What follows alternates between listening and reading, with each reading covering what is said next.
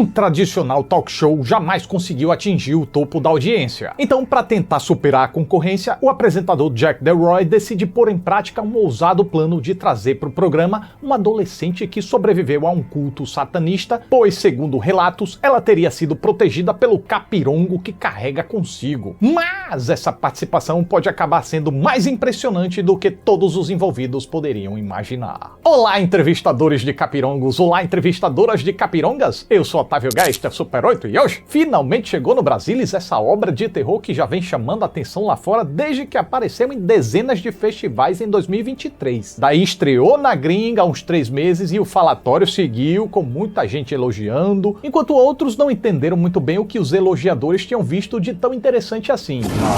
Sabe o que não é interessante? Tá, peste! O quê? O que é que não é interessante? Essa tal de Insider que você tanto fala. Qual? Essa que eu tô usando aqui por baixo? Não, tô falando de todas as Insider. Olha essa Imita Cider aqui. É muito mais barata e é tão boa, digo, é bem melhor do que a Insider. Olha só, eu conhecia não. Dá aqui pra eu provar.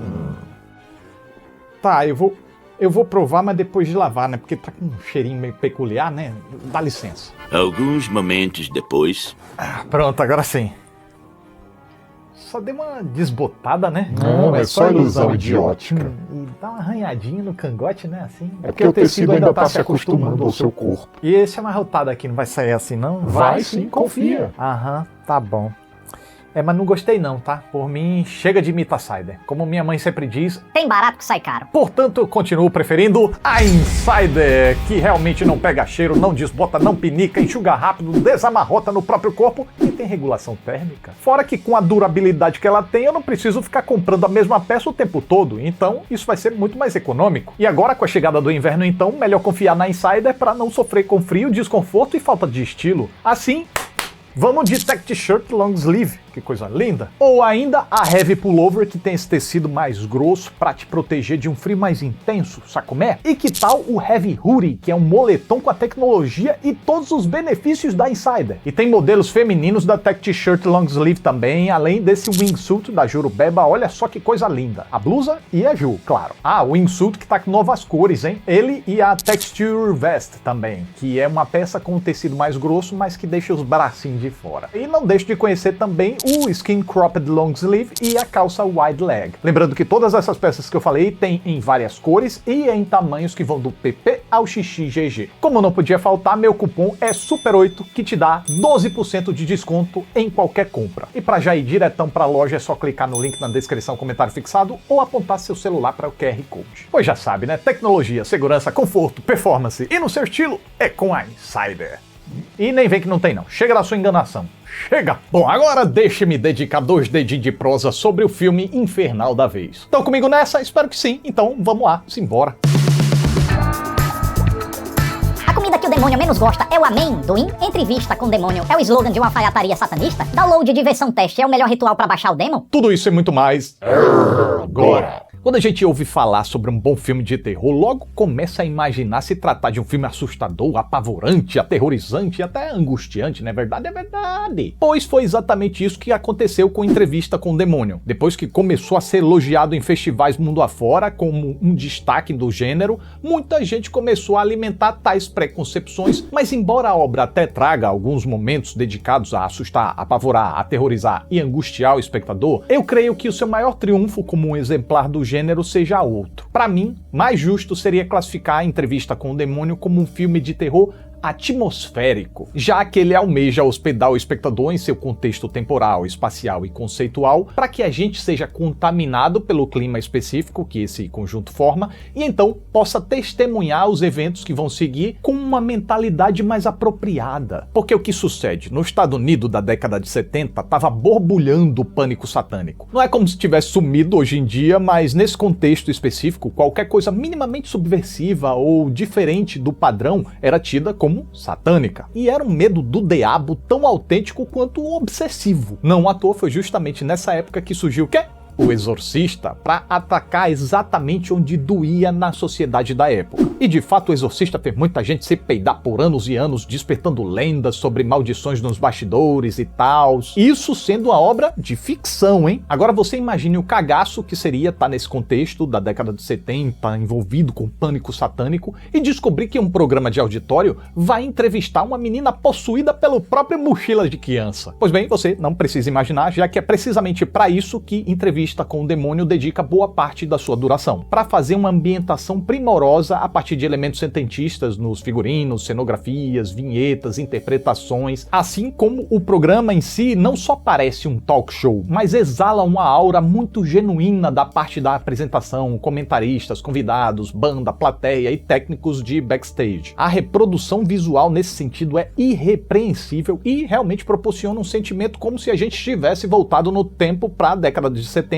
e tivesse em primeira mão ali conferindo aquele programa. Por essa razão, inclusive, esse é um filme que pode até ter uma eficácia diferente ao ser assistido em casa, no sofazão, sabe? Não que a experiência no cinema vá ser prejudicada, mas é que o espectador, estando na ambiência natural que ele estaria vendo aqueles eventos, né, que seria de casa, acho eu que ajuda um tico mais a fazer a viagem proposta pelo filme se concretizar. Daí, para expandir ainda mais o conceito da gente estar vendo imagens recuperadas de um programa da época, junto com imagens proibidas que não foram exibidas naquele momento, a narrativa também acrescenta fatos ocorridos nos bastidores, colando tudo aqui a partir daquela linguagem que a gente conhece como found footage. Que é esse tipo de filme? Aquele que faz de conta que um material real foi encontrado, reunido e agora está sendo apresentado em forma de filme pra gente. Uma ideia muito boa, um conceito muito da hora, que gera curiosidade, que gera esse interesse na gente, que realmente tem bons desenvolvimentos aqui. Eu só achei uma pena que a direção dos irmãos Cameron Kearns e Colin Kearns tenha se preocupado com a verossimilhança disso até certa parte. No prólogo de introdução, o filme reúne imagens de arquivo dentro e fora do programa, inclui fotos, matérias de jornais, de revistas, como se fosse realmente um documentário, e ainda contempla uma narração documental que diz o seguinte: What you are about to see is the recently discovered master tape of what went to air that night. Joia, bacana, realmente essa parte foi perfeitamente correspondida. Como eu já apontei, as filmagens reproduzem perfeitamente um programa daquela época. Só que a narração continua. As well as previously unreleased behind-the-scenes footage. E aí, nesse caso, já não bateu bem comigo, não. Isso aí foi uma ideia difícil de comprar, viu? Enquanto cortou pros comerciais e o pessoal ainda tá no palco, até vai, porque as mesmas câmeras do programa estão capturando ali, mas... E o backstage? Tinha câmeras ali no backstage? Sim, porque as câmeras seguem o pessoal, chegam perto do pessoal, capturam conversas sigilosas ou íntimas, mas nem nos momentos mais impertinentes absolutamente ninguém interage ou reage com a intrusão das câmeras. O povo sequer olha para elas, elas são completamente ignoradas como se nem tivessem ali, como numa linguagem tradicional. E o abuso da nossa boa vontade ainda se supera quando a narrativa inclui multiplanos em algumas circunstâncias, né? Um corta aqui, corta ali, e até plano e contraplano. Aí realmente foi do tipo, não, você tá de sacanância comigo. Sendo que as câmeras nunca aparecem nas filmagens das outras. Isso contribui com a inverossimilhança? Sim, mas o problema não é só isso. O problema é que os realizadores adotam uma linguagem de found footage justamente para evocar um maior realismo. Só que os caras não sustentam a ideia por inteiro, vão assim, despreocupadamente. Tapão um pouquinho aqui, um pouquinho ali, o resto deixa. E sabe-se lá por quê? Falta de percepção, licença poética, preguiça de planejar melhor os planos e a coreografia da cena. Só sei que esse escorrego bobo na linguagem causa uma confusão estilística desnecessária, pode distrair a nossa atenção e ainda sabota todo o esforço que os próprios diretores tiveram para nos manter imersos e crentes no que estava acontecendo. E eu lamentei muito isso, porque todo o resto nesses trechos, as interpretações, as dinâmicas, o texto e a coreografia do elenco estavam super bacanas. A interrupção do clima que dominava quando o programa estava no ar para as pausas comerciais oferece muita verossimilhança para a cena, já que o apresentador e seus convidados estão lá conduzindo tudo com bastante solenidade, bastante preocupação, até que entra o intervalo e quebram completamente esse clima, conversando sobre questões pessoais, expectativas de audiência, fofocando e agindo de forma muito mais cotidiana. Vão pra lá, vão pra cá, retocam maquiagem, pegam café. Inclusive, isso até gera um padrão de comportamento, né? Sempre que corta pro comercial, essa quebra, que quando não é seguido, gera um choque pra deixar a gente encasquetado. Pois se no ao vivo o clima tava tenso e quando corta o clima continua tenso, opa, isso significa que é um negócio a se temer, é um negócio sério mesmo. Bom, mas falando em tenso, como vocês podem ver, só agora eu falei de tensão, né? Ou seja, só agora eu falei de algo mais relacionado propriamente ao terror. Então é porque, como eu já adiantei, esse filme depende muito da preparação, da ambientação. Quem não se entusiasmar com isso, acredito que todo o esforço do filme vai parecer um lenga-lenga, um blá blá blá chatão e aparentemente sem propósito. Agora, quem assim como este que vos fala conseguir se interessar, superar a distração do escorrego na fotografia dos bastidores, apreciar todo o resto da ambientação e entrar de cabeça no universo do filme para testemunhar tudo o que nele acontece, como se um espectador daquela época fosse, aí a experiência já deve ser muito mais intensa e recompensadora. E a partir desse ponto, quando as investidas de Entrevista com o Demônio como obra de terror chegam de vez, a gente vai estar muito mais suscetível para receber elas com gosto. E é importante que a gente esteja conectado a todo momento mesmo aqui, porque as coisas vão se construir numa crescente. E não estando conectado, a gente vai perder o valor dessa gradação, de cada vez mais o negócio se agravando. Inicialmente com um tom jocoso, com a participação de um autoproclamado médium que faz seu número desacreditado, até que consegue plantar uma pulguinha atrás da orelha dos personagens e da nossa. A partir de então entra um outro personagem cético e cínico que vai contestar tudo, sendo essencial para manter uma oscilação na crença acerca do paranormal, que por sua vez é essencial para manter o suspense vivo que deve prender o nosso interesse até o final. Porque na falta de uma confirmação a gente vai ficar ali buscando em cada detalhe essa tal confirmação. E assim a narrativa progride em ondas com crença, descrença, crença, descrença, crença, descrença, crença, descrença, e se você for ver, a média vai sempre elevando o nível de tensão e apavoramento a cada ciclo, de uma forma que quem tiver imerso, como eu já falei, mesmo todo cagado, ainda assim deve ficar hipnotizado de um jeito que não consegue tirar o olho. A tensão que é muito premiada pela interpretação de David Dastmalchian, que compõe aqui duas personas, né? Uma é a que ele apresenta no programa, a outra é a dos bastidores, que se demonstra muito mais maliciosa, muito mais merecedora da nossa desconfiança. Enquanto no ao vivo ela é aquele bonachão, amigão da galera, ainda que carregue aquela falsidade típica de apresentadores de auditório. E outra coisa que também premia a nossa atenção é quando a menina Lily entra em cena, pois pota que los pários. A direção aproveita muito bem a desenvoltura da garota para transformar ela num ser muito perturbador. Ora, a guria fica encarando a câmera como se estivesse olhando direto para nossa alma, e ora age com uma simpatia e um bom humor para lá de incômodos, porque ela nunca parece uma adolescente normal, parece algum ser não humano vestindo a pele de uma mocinha. E aí, quando a coisa escala um cadinho mais para algo, digamos, mais drástico, mesmo reunindo elementos que já estão no imaginário popular, do que a gente concebe como possessão demoníaca, a comunhão de voz, maquiagem, interpretação e certos sustos, além de uma montagem que sabe usar muito bem as reações de todo mundo para amplificar as emoções, me pareceu muito acertada para sustentar o clima de terror lá em cima e provocar uma apreensão do que ainda viria pela frente. Só tiveram alguns recursozinhos que a direção empregou que aí eu já não posso dizer o mesmo. Me refiro aos efeitos digitais, porque ora são fakes, ora são exagerados, ora são burlescos, vômitos, curtos-circuitos, raiozinhos e uma certa transformação.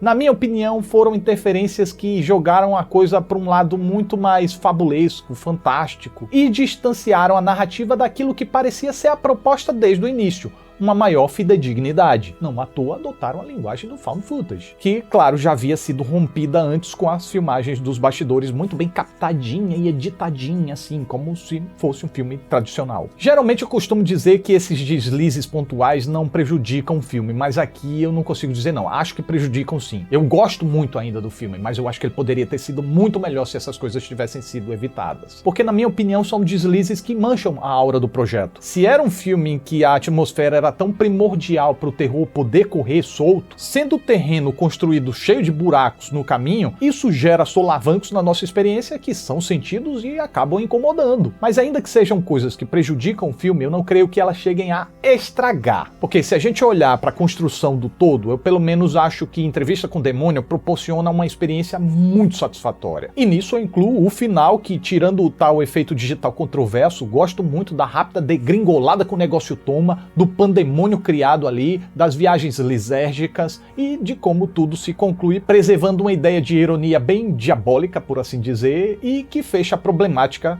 com maestria. Do que eu tô falando, eu geralmente não digo, mas eu vou desenvolver prestando aqui a minha hipertrepação sobre algumas questões e ligações, até para explicar melhor o que é que eu vi de tão interessante nessa conclusão. Então, a partir daqui, fica claro que vão ter spoilers, tá? Se você ainda não viu o filme, eu recomendo com força que você vá lá, veja e depois você volta aqui. Estejam avisados. Pois bem, acreditando que só os reis, só os primeiros lugares conseguem escrever uma página importante na história e serem lembrados por mais tempo, Jack Delroy fez de tudo para levantar a audiência do seu programa. Não conseguindo de jeito maneira, eu entendi que ele resolveu recorrer àquela tal seita com a qual era envolvido, que provavelmente deve ter intercedido para que ele realizasse um pacto com algum capirongo. Só que o pacto não surtiu efeito logo de cara, porque, como certo momento do filme dá a entender, esse pacto requeria um sacrifício. E só então, depois que a esposa dele morre, que o sacrifício se cumpre. E aí vem a dúvida, ele ofereceu ela de propósito para ser adoecida e morta em sacrifício, ou não leu as letras miúdas do pacto e acabou sendo enganado. Fato é que a Madeleine, em certo momento, consegue possuir a Lily e pergunta: "How could you let it happen, Jack?" Então isso pode significar que ele de fato teve alguma intenção ali envolvida. Mas então, sacrifício cumprido com a morte da Madeleine, eis que então aparece magicamente no caminho do Jack a convidada que finalmente lhe traria o primeiro lugar da audiência. Só que, novamente, o tinhoso é traiçoeiro, é malandro, e como seu maior objetivo é plantar o caos e não receber 5 estrelas de um cliente satisfeito, novamente apronta na traiçoeiragem pra cima do Jack, aproveitando que o homem foi com muita sede ao pote e dá a liderança na audiência pro cara. Só que a partir de um massacre, incluindo 2 pessoas com quem ele parecia se importar, e depois ainda ilude a mente dele a partir de uma alucinação para que ele ache que tá sendo misericordioso com a esposa, e enquanto essa alucinação reforça mais uma vez a ideia de que a Madeleine morreu por causa dele, né, porque ali ele tá enfiando a faca na esposa, pode ser uma simbologia, de forma factual ele ainda acaba matando a menina. Com isso, além dele ter o seu programa completamente manchado por um massacre, ainda cometeu um homicídio diante das câmeras. E aí ele até conseguiu um estouro na audiência e foi imortalizado na história da televisão. Mas a que custo, né? E aí vem aquela lição de moral, né? Cuidado com o que você deseja, porque de repente não vai vir como você estava esperando. Na dúvida, crianças, faça um pacto com o capirongo não. Segue aí a tua vidinha normal. É melhor sim.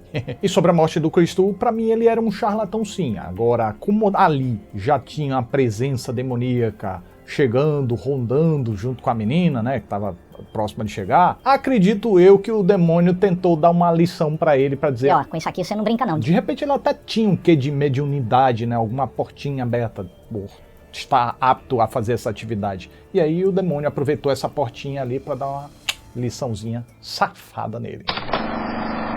E essa é a minha reação enquanto assisti ao filme.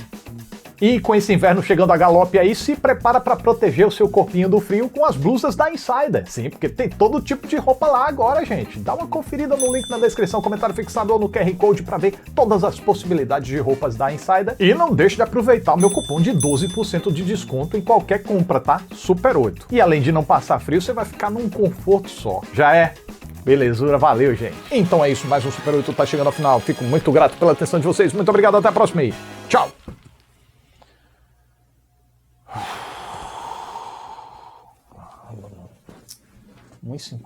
que demora.